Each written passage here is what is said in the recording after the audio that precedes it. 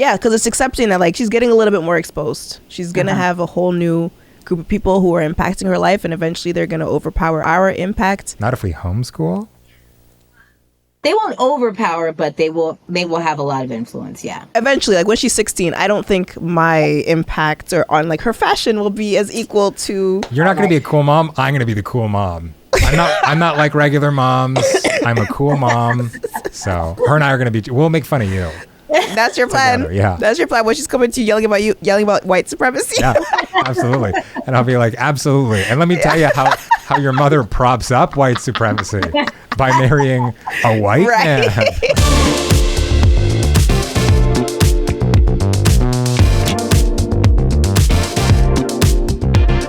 Welcome to Playing House, the podcast about keeping your relationships sexy and secure. I am the long and strong Kolter Bouchard. Period. And I am the satisfied Dominique Bouchard. And we are a real couple having real conversations, inviting you in as our third. I was going to accuse you of blushing, but I think that I am also blushing. Yeah, satisfied? Yes, satisfied. Yeah. Absolutely. On our report cards growing up, it would say satisfactory was at the bottom. It was excellent, good, satisfactory, needs improvement. Now it that makes me feel like maybe I should be blushing. Oh my goodness. I regret ever meeting trying to that too. On today's episode, we will be joined by Dr. Jen Noble and discussing raising multiracial children, the struggles and beauty of identities, and let's be honest, even I, the whitest of white, could never water down Dom's sauce. First off, I think I'm the one providing the sauce. Yeah, but I got the sauce. But first, let's check in. How you doing? Kindergarten started. Yeah. We go in there? The last episode. To kindergarten? No. No, that's just for kids. Do we want to explore this or do we want to leave it alone? Because the last episode, when we spoke about this, it was rough. Yeah, I definitely cried on camera. I've done that a few times. I want her to be happy. I want her to be secure. Course. I want her to be supported. I want her to be other things that starts with an S. Silence? Like, oh gosh, I don't think that's gonna happen. She'd have to become like a monk. Your kid in the Alps or something. Didn't realize how much packing a lunch would impact my day. It's a lot of work. I'm enjoying it. I've been on Pinterest. I've been looking at like inspo, some TikToks. Like it's quite fun actually. I'm looking forward to when she can read. Full stop. Period. But also so I can leave her little notes in her lunch. So I bought these off of Amazon. You can check out my Amazon store if you're interested. But they're little envelopes. They're little cards that fold into like an envelope. Origami? No. I've said envelope multiple times now. And you leave a note inside of it. But obviously because she can't read, I'll just like write her name and draw a little picture.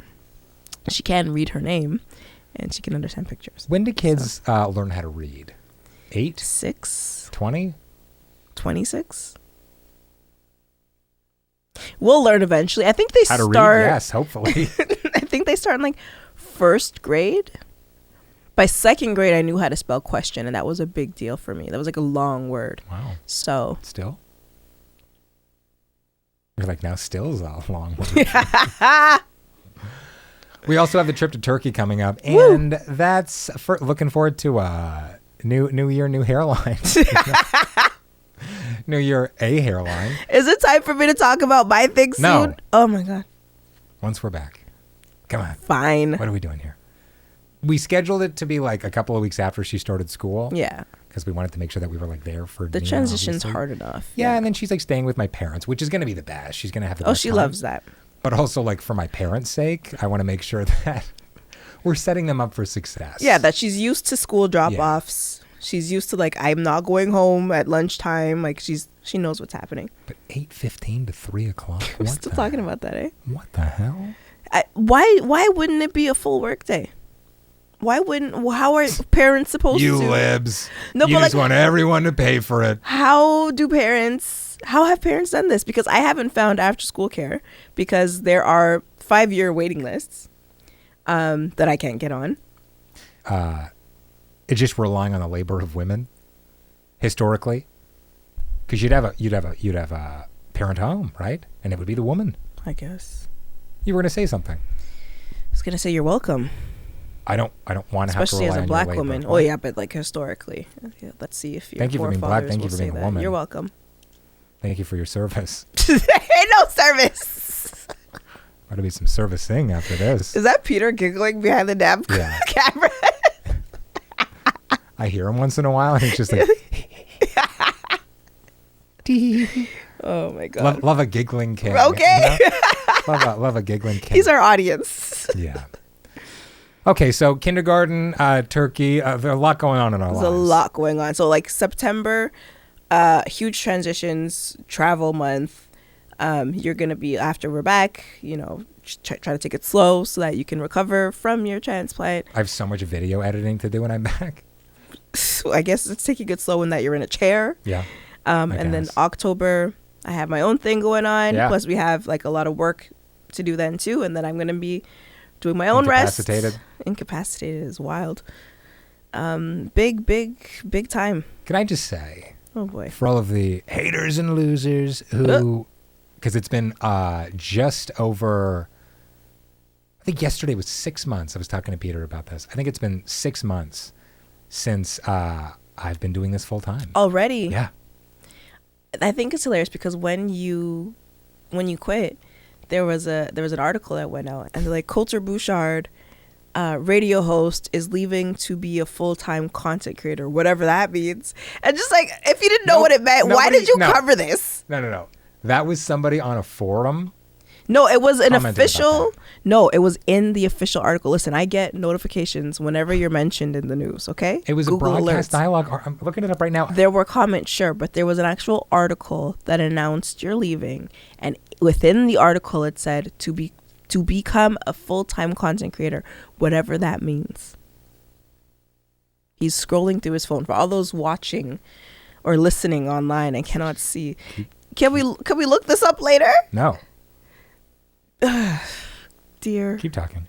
I talked to you on this show. That's how this works. Here it is. I found it. He's found it, apparently. Kolter Bouchard is wrapping up 6 years of radio with 102.1 The Edge as he moves into content development full time. Bouchard had been with Chorus Entertainment since 2017. Literally nothing about. Okay, there was another. Why would I make that up? There was actually I'm saying an there was article. another one, but it was somebody commenting about this article. I am not referencing a comment. I'm referencing an article. Oh, you're saying that somebody made another article referencing the article? I don't care. You don't work there anymore, and now you work here. Congratulations, 6 months. Yup. Wonder if they'll have me back now. Me too. If we beg, perhaps. Anyway, I'm sure there were some people that were like, "What a mistake this will be." One of those was me. The other one was you. But it's a lot busier than I thought it would be, and I had busy expectations. Right. Fired a couple of employees. Woo. It's been nice. Yeah. Living, laughing, loving. You know. Yeah. Love that Hey, for let's you. get into the episode, shall we? Congratulations. Thank you very much. 6 months is a huge milestone. Yeah. To at least 60 more years. At least 60. And then we retire. No. I got like another 4 months in me, and then I'm hanging it up. Today we're going to be joined by Dr. Jennifer Noble, PhD. Dr. Jen is a psychologist, educator, and champion for all marginalized communities and the parents trying to raise their teens within them. She's an African American and Sri Lankan Tamil. Dr. Jen is a coach for parents of mixed race kids and has been a huge resource for me specifically. We bought her cards. We bought her affirmation cards. When I first found her online on Instagram, she was hosting a webinar, and I don't remember if it was specifically for parents of white passing children, or if it was a parents just for parents of mixed race kids generally. But either way, I've learned so much from her. Reference it very often. What? Dom hates it when I call myself white passing. Why do you call yourself white passing, Kolter? Well, because I mean, if you told somebody that I was white, they would believe it, right? So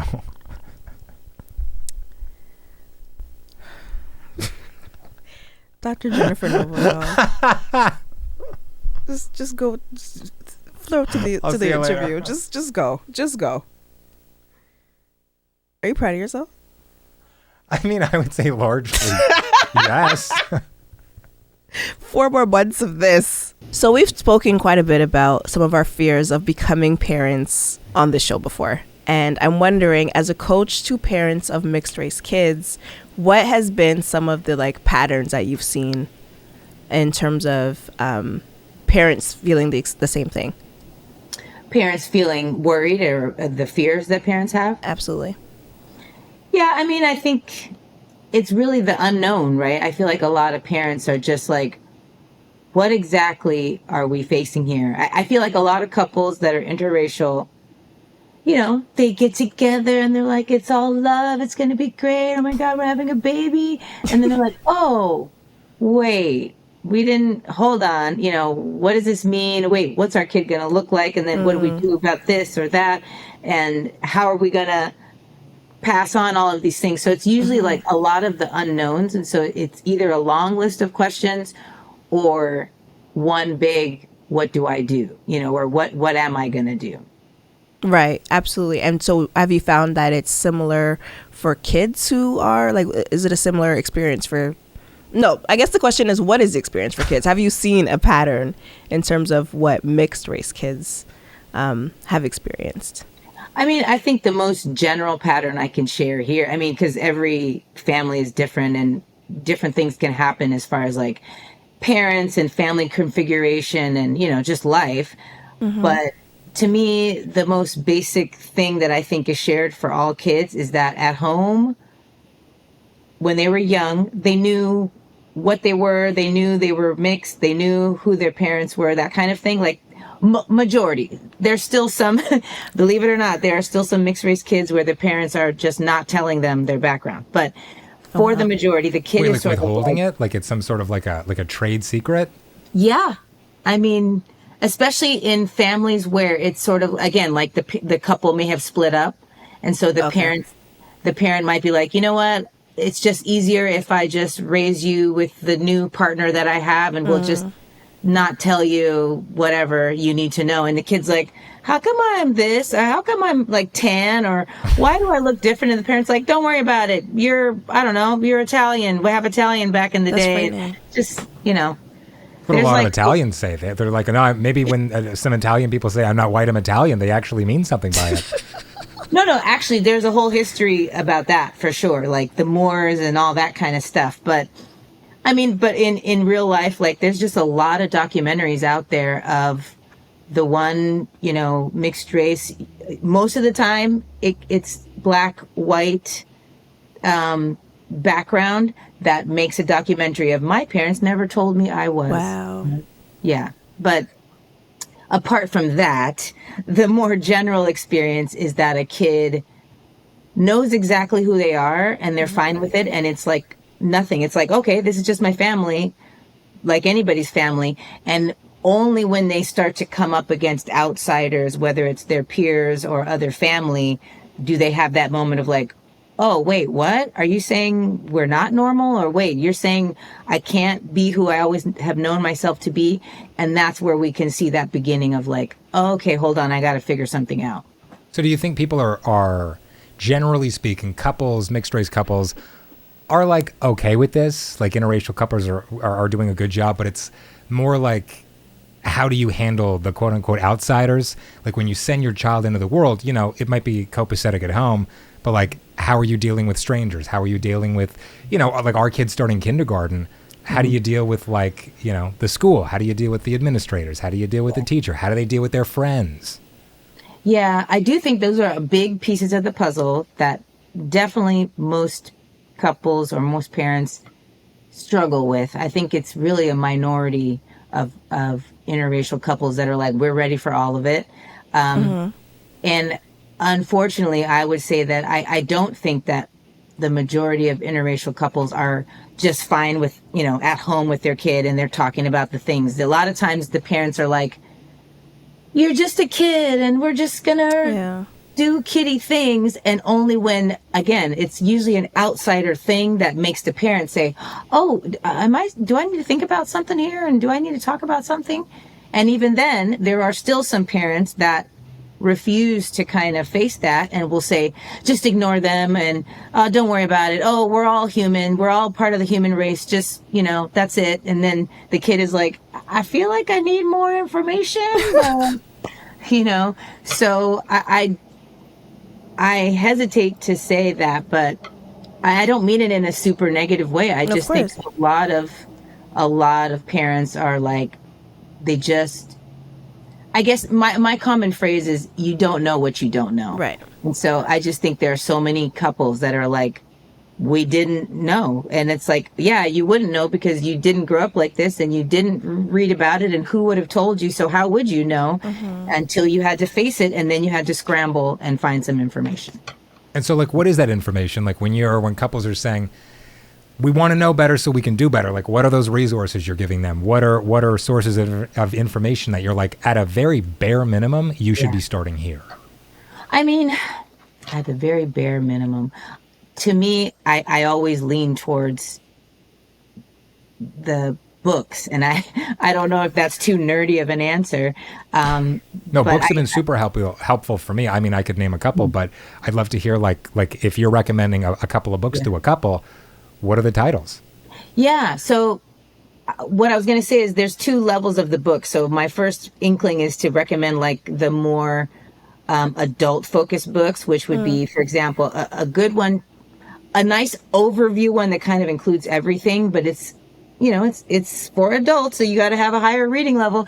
It's called Raising Multiracial Children. It's by Farzana Nayani, and it's a great book. It goes not only through like childhood and identity, but it even talks about mixed race experience in school, in work, college. So it's like a parent can really be like, oh, these are all the things I have to look forward to or prepare for. But I do think there's a lot of parents that are like, okay, I don't know, I'm just not going to sit down and read this like serious book that's kind of mentioning research and whatever. So I say do a cheat code and buy the kids' books and learn through them, as you read it to your kid, or read it for yourself first and be like, absolutely, really? And then kind of internalize that. You can go online and find smaller, I think stories are a great way. So there's lots of stories, whether they're shorter stories, shorter documentaries that tell the story of like an interracial couple that raised a mixed race child, and you learn through that, you know what I mean? But I think an easy start is like kids' books, and then of course the books that are actually directed at parents. Yeah, one that really helped me and I recommend it to people all the time is The Mixed Race Experience. It's by twins out of the UK, Natalie and Naomi Evans, I think their names are. And that was one I had read, I think when Nia was our daughter was just a couple of months old, maybe a year old, something like that. Yeah. What is time anymore? And that gave me a ton of insight. Like even the authors acknowledge that this is our experience and they're twins. And we don't necessarily agree 100% of the time on 100% of the topics, but some people prefer to call themselves mixed race. Some people prefer to identify with one culture or race versus the other. Some people will go back and forth. Some people don't like to refer to it at all. Sure. And so like it's making sure that you're not painting everybody with the same brush. And I think on like a broad, generally speaking, human level, that's a good move. But I think specifically when, this is what we're talking about today, I think that's really important. You're dealing with the identity of a child and trying to make sure that they're comfortable with themselves, right? They feel loved. Yeah. I think it's really important. So stories like that, I mean, I think there's some anecdotal information in there in that book. There's other books. There's a book called Half and Half. It's got a larger subtitle. It's an older book, but it's just a compilation of short stories written by multiracial, multi-ethnic people. And it's a great little, just like a variety of backgrounds, but there's like these universal experiences that then that parent can start to be like, oh, okay, I see what's happening here. And so what are some of the common differences you've seen in terms of parenting styles in multiracial families? Yeah, I mean, it's a tough one to answer in a sense, because the truth is, like, any two people that get together to parent, they're going to have different ways of approaching things and different values.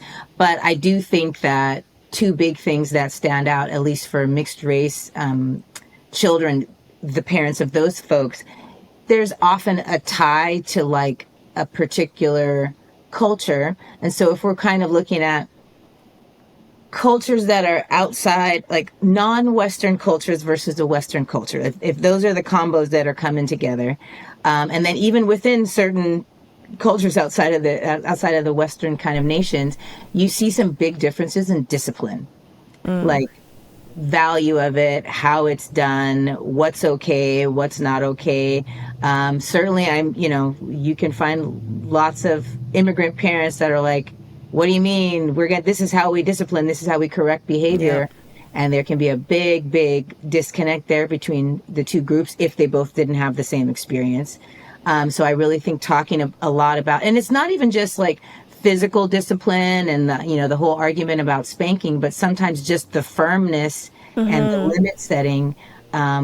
Sometimes parents really differ on that. Like, what's the big deal? You don't have to make a rule. And the other parents like, no, it has to be truly.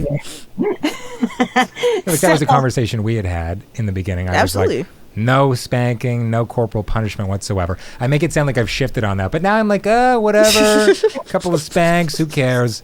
He's joking. I gotcha. From the get-go, I was like, because we met when we were 18 years old. We've been together for 3 or 4 years before we got married. We had been married 4 or 5 years before, we had a kid.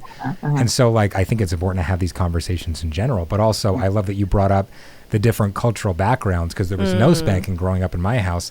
And I think it was the same with you, right? No, like there weren't any spoons, there weren't any belts. No there belts, was none of no that. shoes. Yeah, absolutely.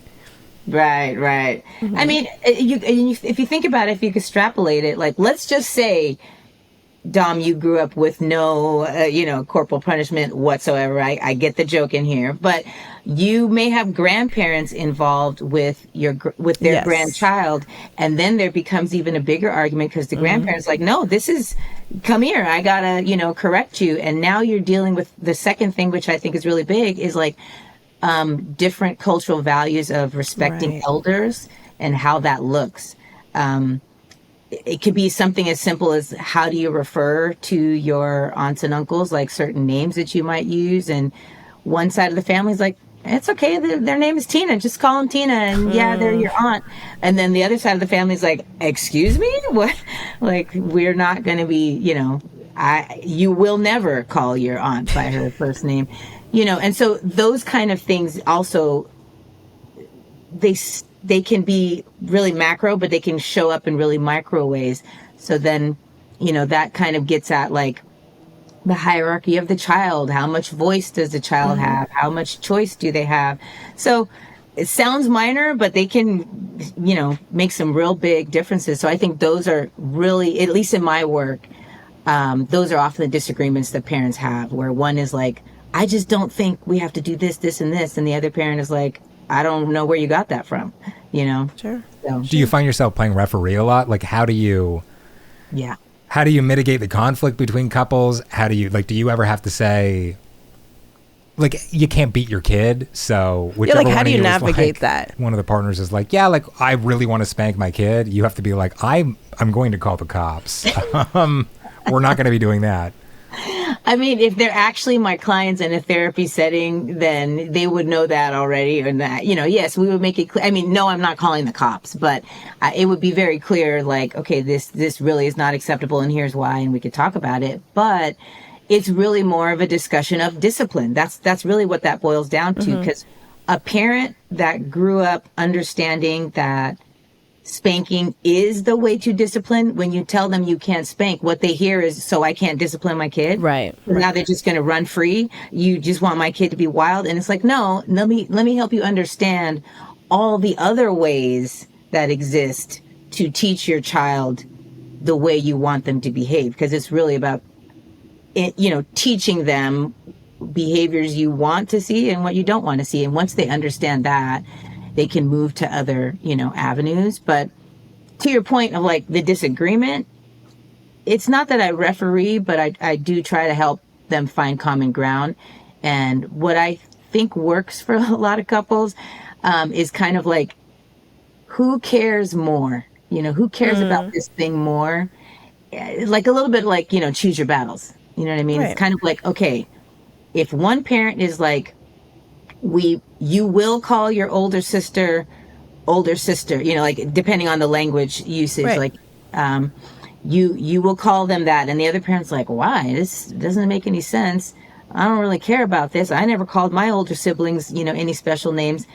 But because that parent is like, it doesn't really make a difference to me, then let's default to the one that's like, it is really important to me. You know, I think using that as a way to decide what to do can be helpful. But of course, the drama comes when they both feel very strongly about their stand. Right. Or the special names you call your older sibling are just like not nice names, right? I think we all have some pretty awful nicknames for our siblings. And I can think of an example, you know, what's one thing that's not an example of a mean name. Yeah, like, where are you going with this? I think pointing at you. Here's all the mean things I call my wife.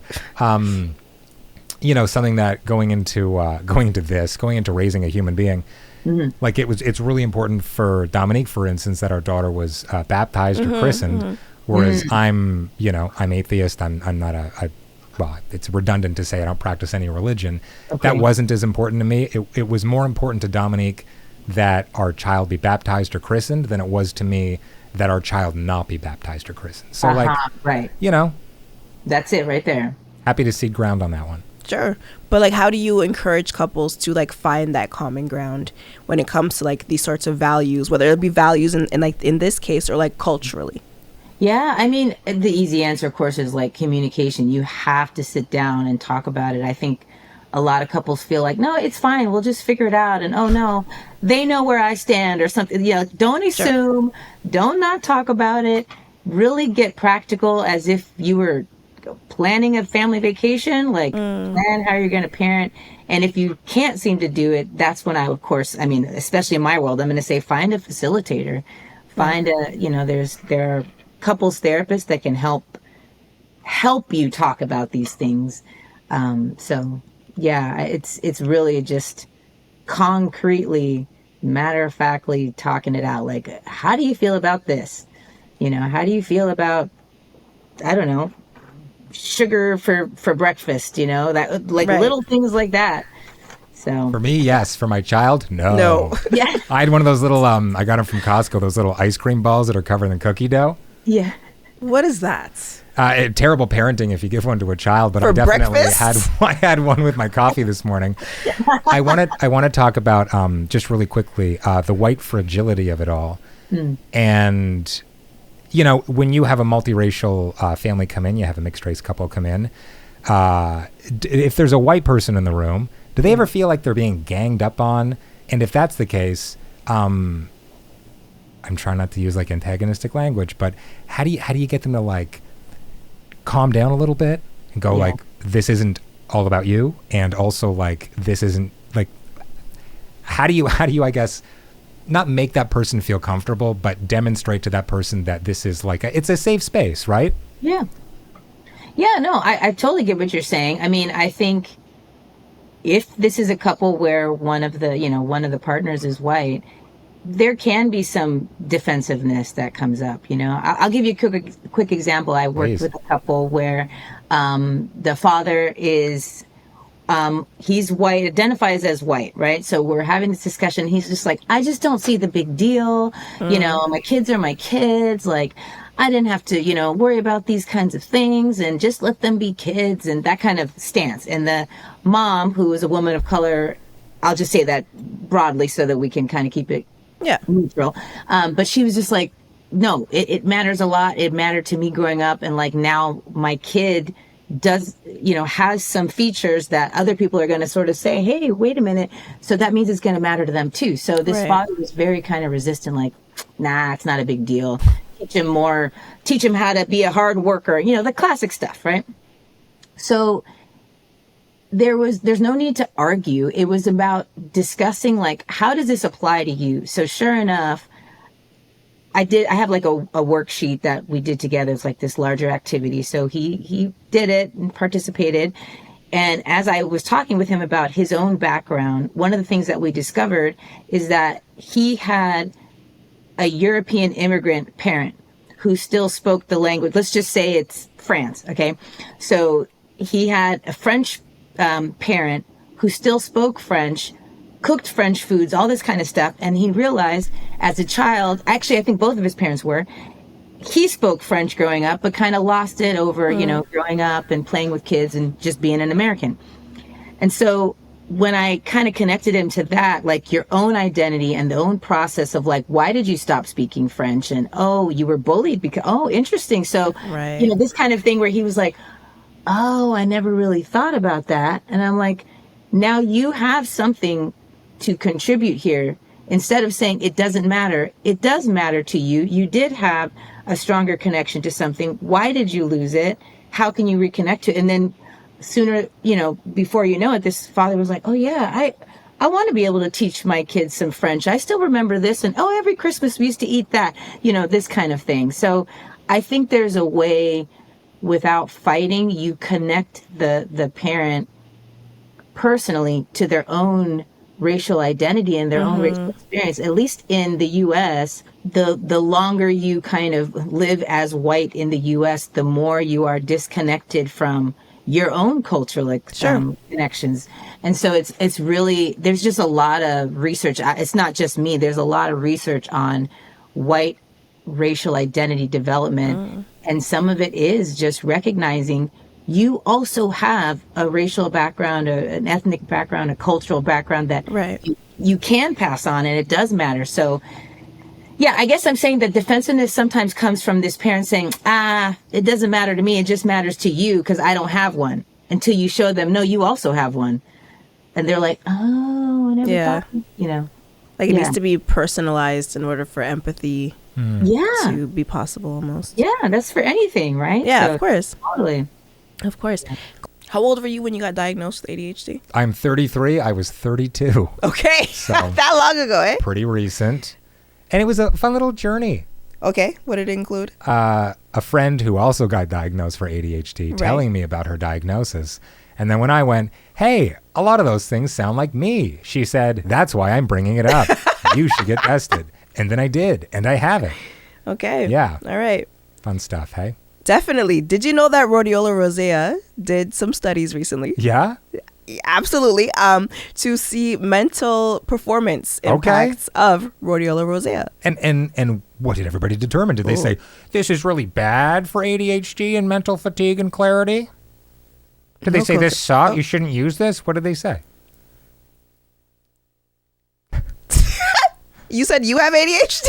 Oh, no, don't take No, do take rhodiola, I'm assuming. Right. No, they absolutely said that. So they found that it has the ability to increase mental function and cognitive functioning, and it actually works really well in people with ADHD. People like me. Wow, why do I have the same voice? I don't know. Like, who are you, Ernie? Like, what's happening? Oh, Bert. Bert. Bert was definitely the one with ADHD and anger problems. Bert was the orange one? No. Ernie's the one with the rubber ducky. Okay, so ADHD, Bert, just angry. Just angry. I always connected more with Bert. Yeah. Because, like, just annoying man. Yeah. Why did they live together? If you can't stand him, don't live with him. You know why they live together. The same reason you live with me. Leave him instead. Rhodiola rosea. Is this for Ernie? Find your...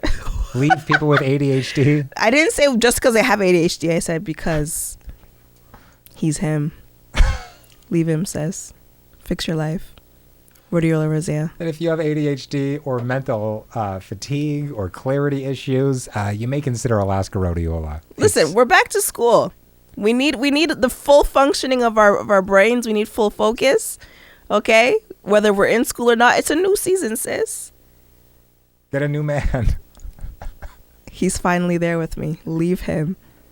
I'm leaving this set. Play 15 at checkout for 15% off. akroseroute.com. Play 15, akroseroute.com. Alaska Rhodiola, we love these guys. I love them. But do you? Oh my God. Or should you leave him? For legal reasons, we should mention that this is not recommended in kid. We don't ever recommend things for children. no meaningful studies have been done on people under the age of 18. So if you're an adult, akrooster.com. Still leave him. Kolter kind of alluded to this earlier. As kids, we had some jacked up ways of referring to mixed race, Not me. multiracial people. I don't know what went on at your school, but So I'm wondering, is a proper term multiracial, biracial? Like what is a proper term to refer to someone of multiple races? Yeah, there are multiple. So you can say multiracial, you can say biracial, you can say mixed race. I'm going to tell you my stance, right? So I'm trying to kind of follow research. And a lot of the articles in research will use the term mixed race. And so that's why you'll see me use that in a lot of like, whatever, my videos or anything I'm kind of talking about, I lean towards that one. Multiracial will be the next one that I would go to. And I'll tell you why, because biracial is a little bit, it's not as inclusive. kind of limiting. Yeah, because it's just two, right? So the minute you have a mixed race person that is 3 or more, now what do we call them? So multiracial captures all of them. Mixed race captures everything. I know mixed is a term that people use, but I think it's a little bit more like, I don't know, colloquial or slang. And usually that's just a shortened version of mixed race. So I guess there is no proper term. I would say that there are certain terms that are more used within the community. And so I would always like default to using the terms that they use. So within mixed race community, you're going to hear mixed race and you're going to hear multiracial. So, there you go. But there's no wrong term except for the ones that are insulting and like negative. Absolutely. Now, dealing with our child as she gets older and becomes more aware of her own identity, like just becomes more self-aware, right? Is able to understand more the nuances of her racial identity. How do you recommend we in particular and people like us in general, like what do you say to your clients about fostering that sense of self-ownership, right? Like how can we help our daughter determine what she would like to call herself? Yeah, so I think that's a great question because especially when they're so young, to me, you want to give them everything and then let them take, from it later on what they want. So to me, always starting out with the kids showing or displaying or describing them as everything that they are. So one example could be, you are mixed race, black and white, you're a mixed black and white little girl. You're a mixed race, black and white little girl. You're a black and white multiracial little girl. You're a black and white biracial, but just listing the actual ethnic backgrounds. Now, I could get more specific, but I don't know like your ethnic backgrounds specifically, but you get the idea. Yeah. What's that? What'd you say? I'm Ghost. Oh gosh. I'm an apparition. Well, funny enough, so he has indigenous. Your family's Algonquin. So that's another thing that we've introduced to our daughter Nia. So like she for the longest time we said you're black like your mom and you're white like your dad, and now she's starting to understand. And I'm Algonquin. Yeah. Right. Yes, and I to me that's the best basis to start with. Like one example is like Hawaii. There are high population of mixed race folks in Hawaii, and a lot of times when you meet someone, and let's say the question is, "What are you?" Right. First of all, in Hawaii, it doesn't have that same heavy, like, oh, here we go. It's sort of, they're just asking. They're like, hot. It's 100 degrees today. Yeah. What do you mean? Right. They're like, we're about to go hang out by the beach. What are you? And so they list everything. You can meet someone in Hawaii that will say, oh, I'm Filipino, Japanese, German, Irish, like 6 or 7 things. And that's to me what I would want the rest of like the country / world to follow,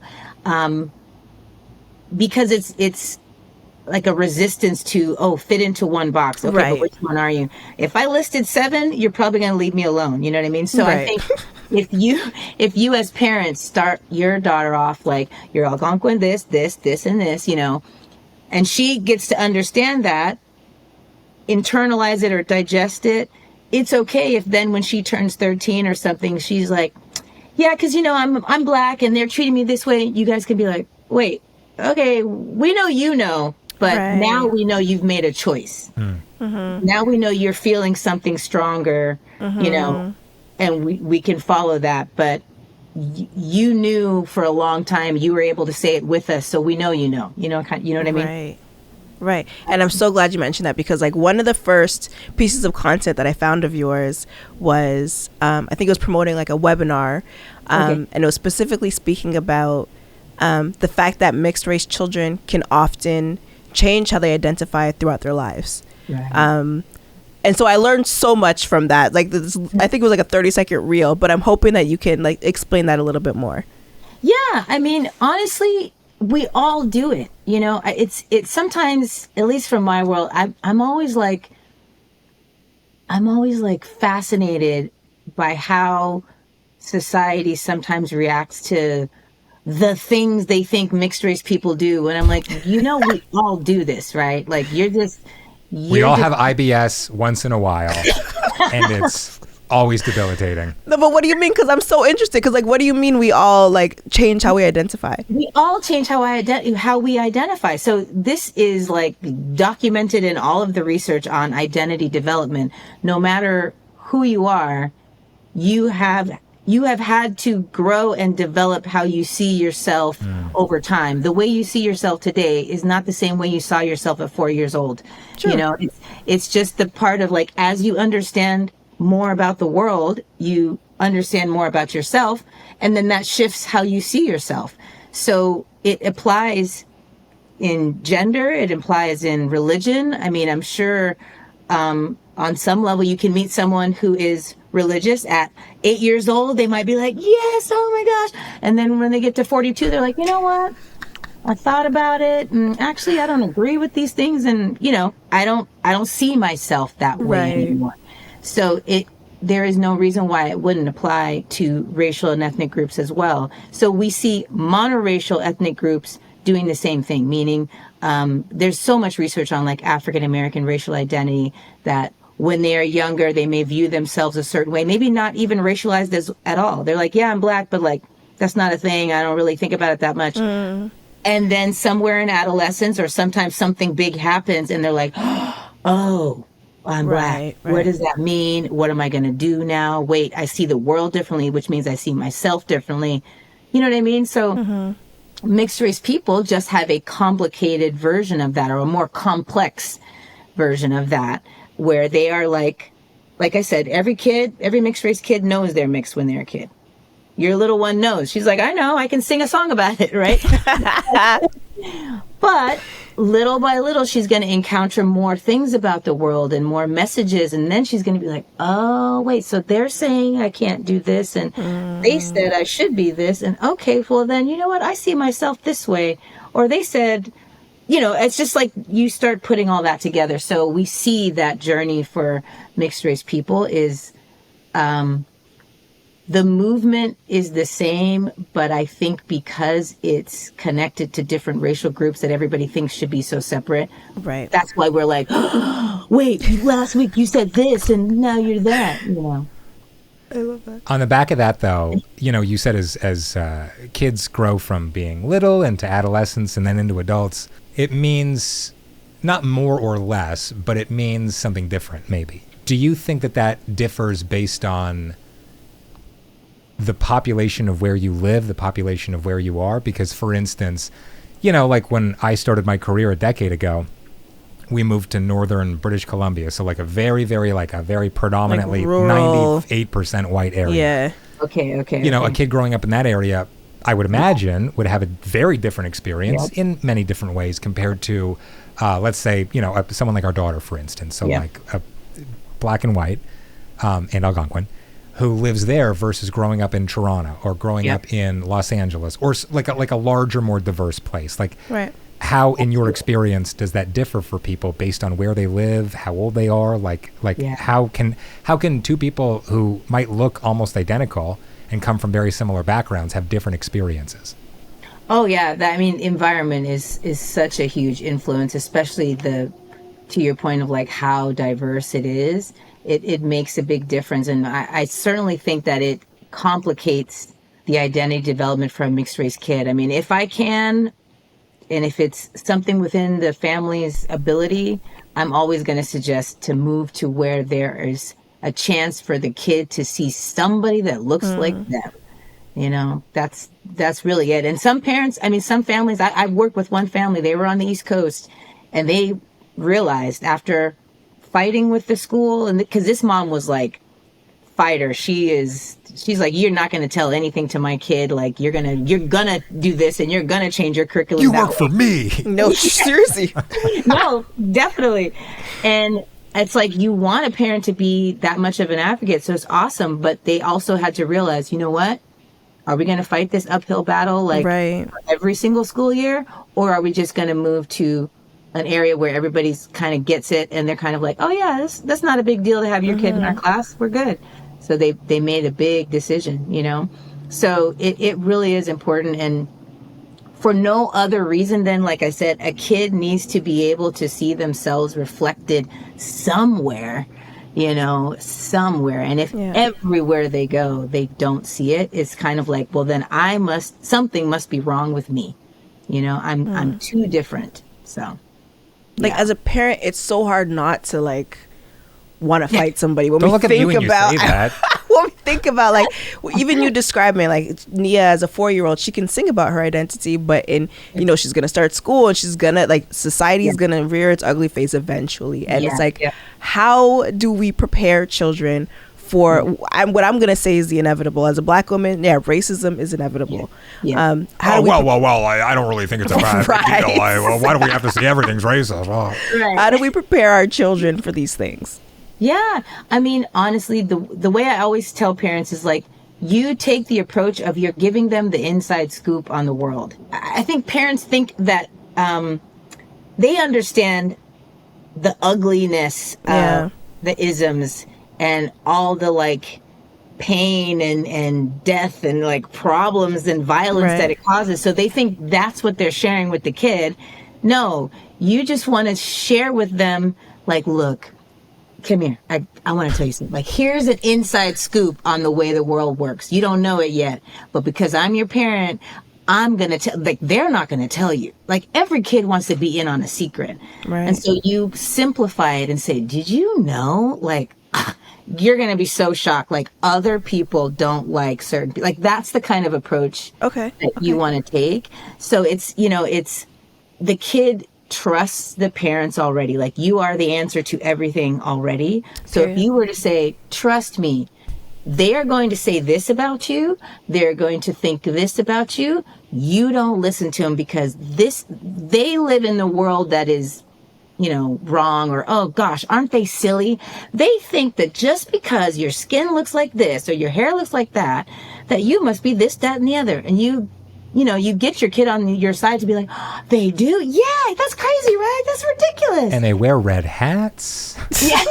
I mean, you take it as far as you want. We can say that. Hey, we can say it over here too, but You got an election coming up. Please help us out across the world. We appreciate it. Speaking about family identity, you know, I had asked if you live in a certain area, if you're surrounded by people who, you know, hopefully a lot of people who look like you, what about dealing with family members? What about dealing with, you know, other like, you know, and you touched on it at the beginning of the episode of our chat here, where you're like, you know, parents might discipline, like our parents, like when you're dealing with a couple, their parents might want to mete out punishment in a certain way. Yeah. What about empowering couples to have those conversations with their extended family members? You know, their parents, their grandparents, aunts, uncles, who might not be as invested in this because it's not as present for them, because they haven't they haven't done research yet. Like, how do you start those conversations? Yeah, very delicately. That's how you start those conversations. Because, you know, you've got a lot of dynamics there. Again, like respect between parents and kids, and, you know, how close they are with their new daughter or son-in-law. Like, all of those things are very difficult. So it sometimes puts a burden on one parent over another, but and can also alienate a parent, you know, depending on how hard they want to go in the paint on like, I need your parents to understand this thing. Right. So that's why I say delicately is the easiest way to start. But honestly, I have worked with families that have given Christmas gifts that are like, here's a nice little thing for you, and here's a book that I think would be great for you to read, you know? Like, Listen, sometimes the books don't always work. He says from experience. Sometimes we try the books and people don't want books, and we got to meet people where they are, I guess. No, you're absolutely right. And I fully agree. But I think what I'm saying is that the parents are just going to be like, you might not read it, but you're getting the message that I need you to do something. I need you to think about this. So I've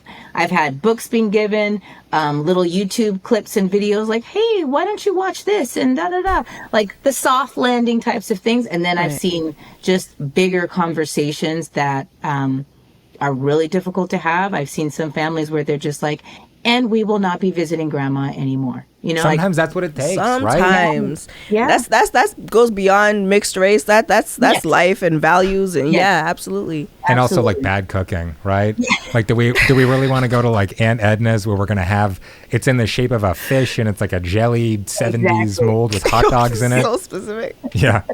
I have two final questions. Okay, one being, what's your top recommendation for parents of mixed race kids, and helping them to build strong racial identity? I have multiple tips, I guess. I'm trying to pick the best one. I think if it's for the child, a top tip that would maybe catch every other tip that I'm thinking about is you know, you're the director of yourself. Like, you don't let anyone tell you who you are, who you can't be, who you need to be, how you need to act. So really instilling in them, fight back, you know, either stand strong or fight back. Like you don't have to kind of bend to everybody else's expectations. Cause I find that so much. Now, if I'm talking about my private practice where I'm doing therapy with folks, I work with a lot of mixed race adults, and I can't tell, I mean, almost every single mixed race adult that I have worked with has faced at some point in their life, this pressure of like, I mean, I guess I should behave this way because they all said da da da, or maybe I shouldn't do that anymore because they all said, but it's always they said, so I guess I'm trying to. So to me, helping that kid realize, you know, as much as you can, because life is going to happen and adolescence and belonging is going to, you know, be there. So they're going to try, but really instilling, you don't have to, you know, you don't have to, you know, that kind of thing. And then my final question, just open in terms of if we haven't asked it yet, is there anything in particular that you want parents of mixed kids to understand? Or to ask, like, what are some questions that people, because again, and you said it, you know, earlier in our conversation, you don't know what you don't know, right? Yeah. And even us right now, like, and I would say we have a bit of experience with this so far, and I think that I shouldn't make assumptions, but I would imagine we've probably done more even thinking about this than the average interracial couple. Yeah, I mean, I think the question you come in the door with is, what else can I learn about the community that my child is going to be a part of? But that's the simplest way. So if the two parents have realized, oh, we're going to have a multiracial child, realize that is a group, that is a marginalized group. Now your only thing is to be like, oh, what can I learn about the experiences of that group? And then you can start in a whole bunch of different ways. But just the stance of like, my kid is going to be in this marginalized group, let me go prepare myself, you know? We are going to get into Mailbox. Audience members are able to submit some questions. So we have some, what I think are really good questions for you. I believe it's a white identifying woman who has a black partner. And she's asking, what is a good age to introduce the historical background? Of like race and ethnicity and the problems that come. In her case, I think it's specifically in terms of like white versus black race in America. But I think we can...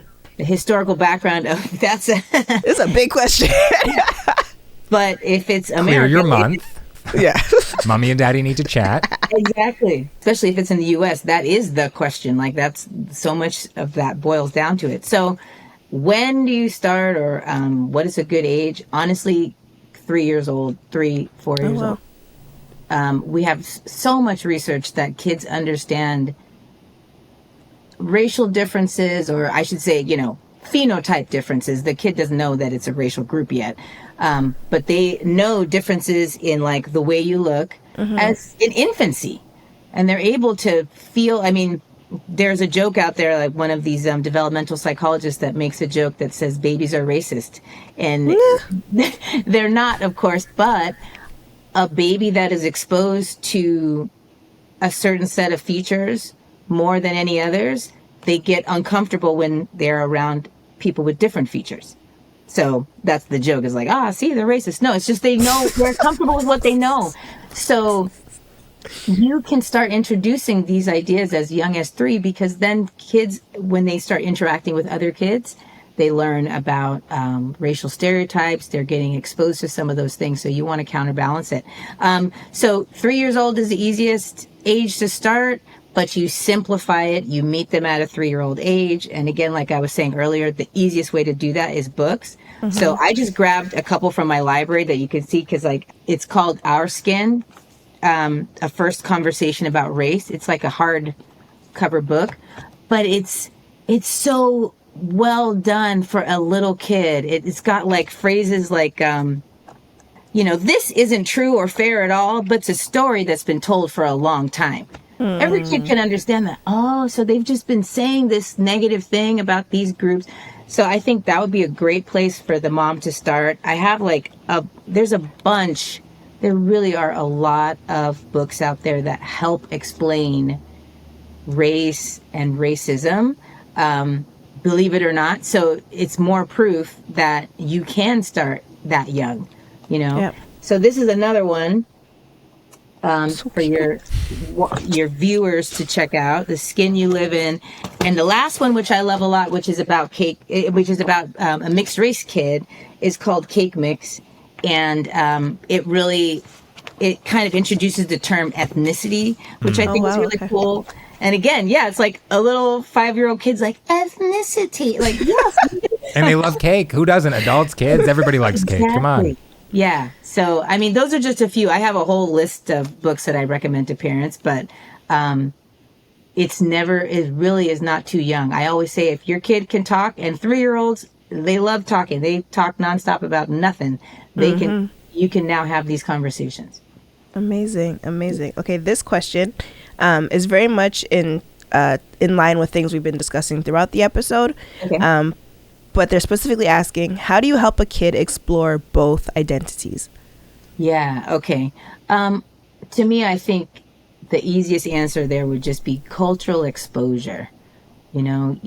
Helping a kid explore identities means they have to be connected to the cultures that allow them to do that. So that means the people, the foods, the music, the community centers, the worship centers, celebrations, all of that stuff really helps them explore their identity and incorporate things into themselves. Like, ooh, I eat this food because it's part of my culture and I like it and I want to learn how to make it. And, Auntie so-and-so from blah, blah community center is, she taught me this, or she brought me this dress from whatever home country, those kind of, that's really how you explore it. There's no other way, or I should say it's sometimes not enough to just have the two parents explain culture, because the kid's like, you're just saying that. What does that, What does that so really get out of the damn house and lean on the community a little bit. Yeah, honestly. And I say that to I have a lot of single parents, often mothers, who are not connected to the father and whatever the father's culture was. So sometimes it's really about you inserting yourself into communities that you're not from in order for your kid to connect. It's putting ego aside for a lot of people, right? Yeah. Because you're like, and also like, discomfort. Maybe as the parent, you're like, I don't belong in this community. I don't want to take up space. But also, absolutely, you gotta get used to it, and you're doing it for your kid at the end of the day. Yes, you're doing it for your kid. It's okay for you to have a small moment of feeling like an outsider, because your mixed race child is going to have a lot of moments of feeling like an outsider. So you'll get a chance to empathize. Like, oh, what is it? I feel really weird being the only blah blah here. now you can be like, oh, my kid is going to go into a lot of classrooms where they're like, oh, I'm the only. One side of my family is from Sri Lanka. And so when I was very young, we went to visit the country. And I remember having this moment of like, oh, so you're all like this. Oh, like it's like I knew some of my family members, but I had not, where we lived, we didn't have like a Sri Lankan community that we were connected to outside of the home because there's just not that many. There's a lot in Toronto, of course. But once I went to the country, I was like, oh, these are oh, it's all like, it means a way different thing. And to me, that's the idea of like incorporating that into my own identity or just understanding the culture even more and saying it's not just like my quirky, aunt and mom and whoever else. Comes from somewhere. Yeah. Y'all weren't just making it up. Island. Yeah, the whole island of people do this. Oh, got it. Listen, immigrant kids, we feel it too. Absolutely. When we see the rest of the family. Yeah. My daughter has no problem calling me out because I thought... Someone needs to. Okay, but having her, I thought I'm going to pump as much Black culture into this child as I possibly can because we live in Whitby, Ontario. Like, just whiteness abound, okay? Yeah. So my goal was to buy her as many Black books, buy her as, like, we celebrate Kwanzaa, just like her name is Nia, for God's sakes. It's Swahili, like just pushing as much Black culture into her as possible because she's going to pick up on white cultures, people, like it very, very easily. Yeah. And then she called me out one day and she said, Mom, I want this doll from the store. And she told me, like, she sat me down to prepare me and she's like, I want this doll from the store. And Mommy, her skin is not Black, okay? Her skin is brown like mine and she has light hair like mine. And then when we went to the store, to me the doll is white. But she's right, the doll does have lighter tan skin like her. And is this Sarah? Yes. Yeah. And Nia's hair is like blondish brown. Yeah. And so to her, that was this doll reflected her. And so it was almost like she was calling me out for pushing so much of like books on Black kids that don't necessarily look like her as a Black kid. It's called reverse racism. And it was like I almost leaned into it too much. So is that a thing that happens? Because when you talk about like get books, where's the balance? Oh no, it's totally a thing that happens. It's overcorrection born out of anxiety. You're like, I want to make sure please no. Absolutely. Please don't reject this group, Yeah. Yeah, I think it's totally fine. It's totally common. But yeah, I just think I love that she was like, can I help you balance this out a little bit? That's Mom, let's chat. Yeah. This one, she says, my son is scared of Black. So again, context. This is a Black woman. Okay. She said, my son is scared of Black people and he dislikes when we say that he's half Black. He's 5 years old. Yeah, I mean, that's sad. It makes me feel really sad. I mean, but my thought is, what is going on with the cultural exposure? Like it must not be there, or it must be very, very low, because there's no other reason why a kid would say that. Every child, every 5-year-old is going to be exposed to the same stereotypes that we're all exposed to. Meaning, if no one's stepping in and correcting any of us, we're all going to believe that Black people are violent and dangerous and hypersexual and not that smart and all these things. So those are the prevailing stereotypes that come through cartoons, movies, TV shows, news, you name it, right?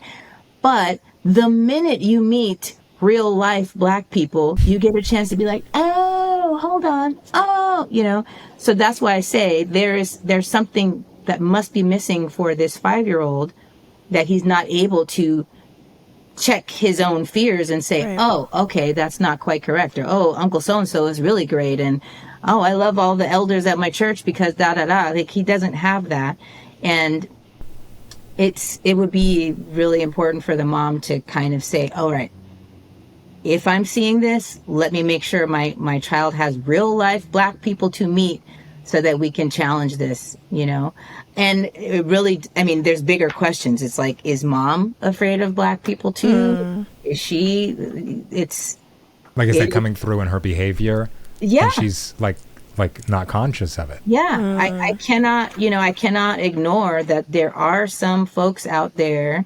We'll keep it in this frame of like, there are Black folks that are anti-Black folks. Oh, absolutely. Yeah, and they are trying their best to remove themselves in every possible way, maybe even through coupling. It's like, okay, now I'm really officially a part of this other family, and we're going to live over here, and I don't deal with those Black people anymore, that type of thing. Right.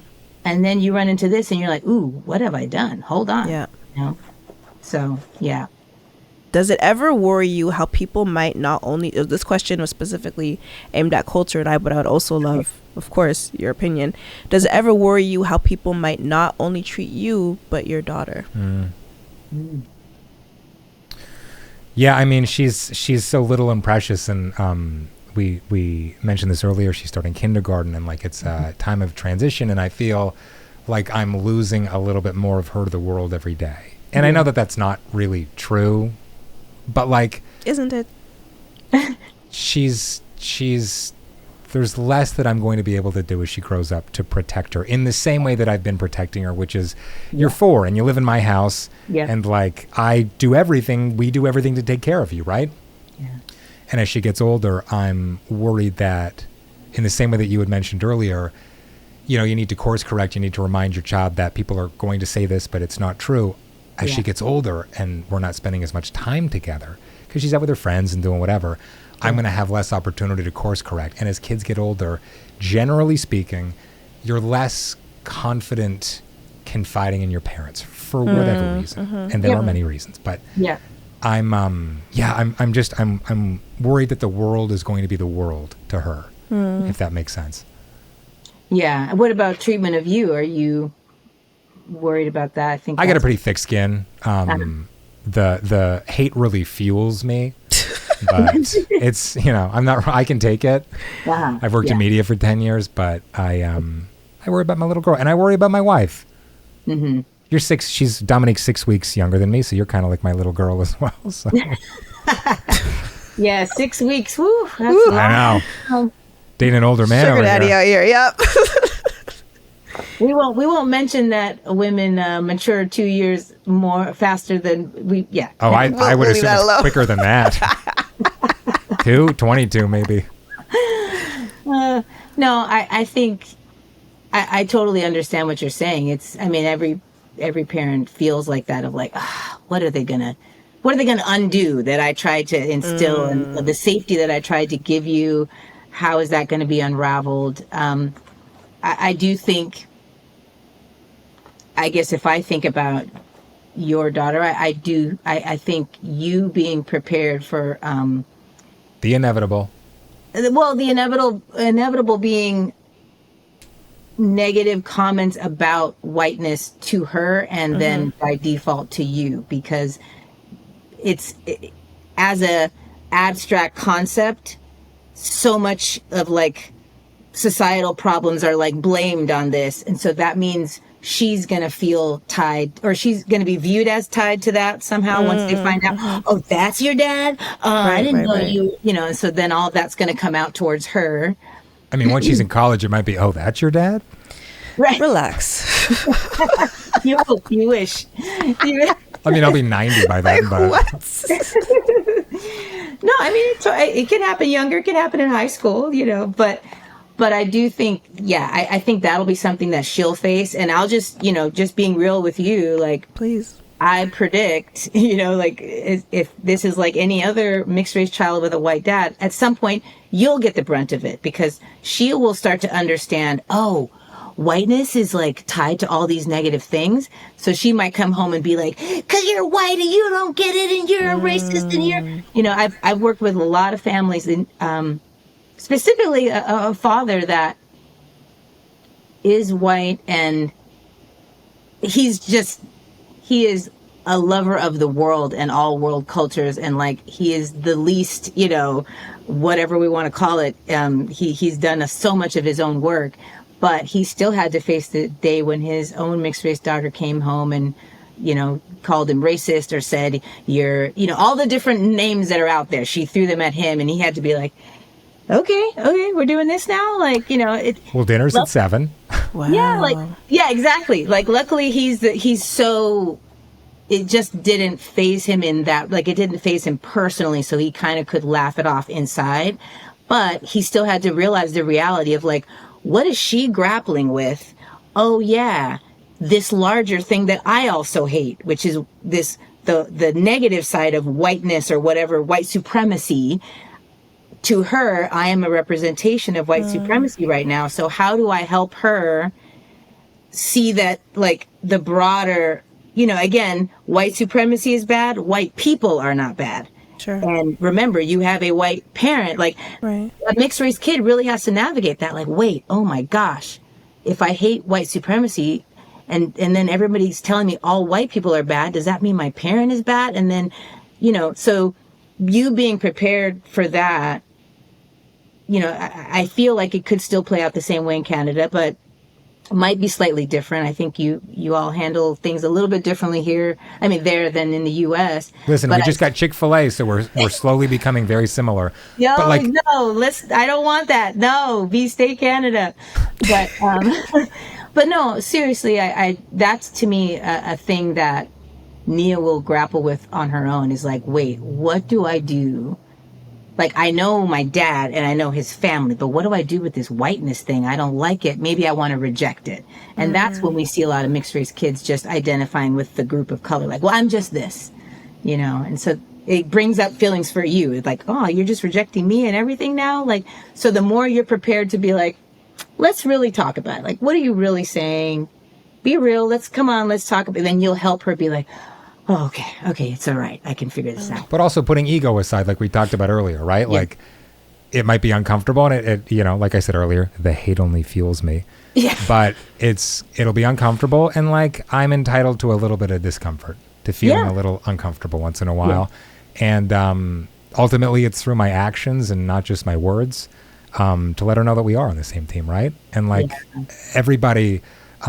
Perhaps especially white people should want to do away with white supremacy, and it's up to white people to do away with white supremacy, right? So, yeah. I mean, that stance is going to help you so much more than being defensive and being like, "How dare you?" And I've met parents that are, again, not the ethnic group of the kid, the father's side. And saying things like, well, I'm more blah than you are. And, and the kid's like, what? Like, no, just listen to what I'm saying. And they can't, again, because they haven't connected to their own, like, white identity and their own, journey with it. So they have to be defensive. So definitely ego aside, and having that stance is going to do so much for you, Damn. I'm so happy we had this conversation before she's starting school, because she's starting kindergarten on Tuesday. Oh. And so this feels like a really good transition, almost like accepting that yes, she is. This is our entering the door. It's her orientation week. Yeah. Because it's accepting that like she's getting a little bit more exposed. She's gonna have a whole new group of people who are impacting her life, and eventually they're gonna overpower our impact. Not if we homeschool. Yeah. Well. They won't overpower, but they will have a lot of influence. Yeah. Yeah. Well, like they're like eventually, like when she's 16, I don't think my impact or on like her fashion will be as equal to. You're not going to be a cool mom. I'm going to be the cool mom. I'm not like regular moms. I'm a cool mom. So her and I are going to be. We'll make fun of you. That's your plan. Together, yeah. That's your plan. When she's coming to you, yelling about white supremacy. Yeah, absolutely. And I'll be like, absolutely. And let me tell you how your mother props up white supremacy by marrying a white man. Right. Exactly. The confusion. Yeah. You see why you need to follow this woman, everybody. She is at Dr. Jen Psych across social media. Is there anything you want to promote right now that people should be checking out? Well, I think I mentioned one of the things, like if someone just is interested in like a larger book list of, recommendations for mixed race kids, I have one. I break it down by like if you have an Asian parent, African American parent, Caribbean. Like I try to cover everything, and some for the parents, some for the family, some for your coffee table. So I have that, and then certainly they can just take a look at the links in my bio. I have like a larger parent community that I'm building so that parents just like you can talk to other parents and be like, wait, I'm facing this, and oh, my kid's starting school today. Oh, don't worry, we did that last year. Here's what you need to know. So they can find out more about that. That's called the Free to Be Collective. I have a Mixed Life Academy, which is the parent community. So, yeah. Perfect. And I do want to push in particular, she has these affirmation cards for mixed race kids. They are adorable. They're like just beautifully illustrated, but also like these simple affirmations for kids to understand and to really feel affirmed in themselves. So you should check those out too. And the artwork is lovely. Like the words are excellent. The artwork, I'm like, this is like, come on, I need to learn. Cute. I need to pick up an iPad Pro. Or just we were happy, but I think they're so cute. So I'm glad to hear you both think that too, because I had fun making them. Yeah. Well, what a pleasure. And thanks for not ganging up on me. Why? Because black people can only gang up on people? No, it was a reference to what I said earlier about white fertility. Nice try. Oh boy. Can't cancel this guy. Thank you so much. Yeah, thank you for having me. You two are so fun. Huge thank you to Dr. Jennifer Noble. I have been such a huge fan of hers for such a long time. I have her to thank for being a cool mom, not a regular mom. I'm the cool mom. We discussed this in the episode. Cool mom, lame mom. You have being called out for white supremacy to look forward to. So I'm really looking forward to that as well. I call everyone out for white supremacy. Yeah, but your daughter's going to call you out now. So I'm really excited. As she should. So she planted that happy little seed for me, and I can't wait. I planted the seed in you. Wow. Follow this man at Kolter Talks on TikTok, Instagram, YouTube. What? You gonna say it? And then DM this woman and tell her to get on me a little bit more. Don't do that. At dom.creates. I will block you. On Instagram, at domcreates on TikTok and YouTube. Want to head upstairs? We'll be back right here on Monday and every Monday after that. If you haven't already, please hit that subscribe button. Follow us. And buy some goddamn merch. Playinghousepod.com/merch. We got this crap. We got a bunch of we don't crap. have crap. Nah, Can I pull out one of the items actually? Go ahead. Okay. Big fan of pulling out on this show. That's why we have a kid. I have a bag of goodies. If you can't tell, if you're only listening, this is a reason to listen. A black woman is holding up a tote that is roughly 18 by 18 inches, 2 feet. I don't know. It says, "Be right back. Heading out to my garden to contemplate who the F asked," and that is a reference to one of my viral videos. Because again, follow me at dom.creates. Sexy and secure dad hat. We have it in pink. We have it in sand. We have it in white, and I think black as well. Nice. You'll find me in the black one. I'll let you show this one off. Thank you. It's Playing House. Looks a little familiar. Plague Porthouse. Bet you know where you've seen this before. Bet you got a couple of incognito tabs open right now. Dad hat, we have that in black only, I believe. And then we have this t-shirt that says, "Eat the cake you're supposed to." Another reference to a video of mine. And of course... And I believe we also have that in chocolate cake. Of course, we have this mug that says "My woman's bathwater." We also have it that says "My man's bathwater" with different races on there to represent your relationship, your man, your woman. And just like show your pride for the show, show some support for the show. Check it out, playinghousepod.com/merch. Leave him. Yeah, you're sexy. Period.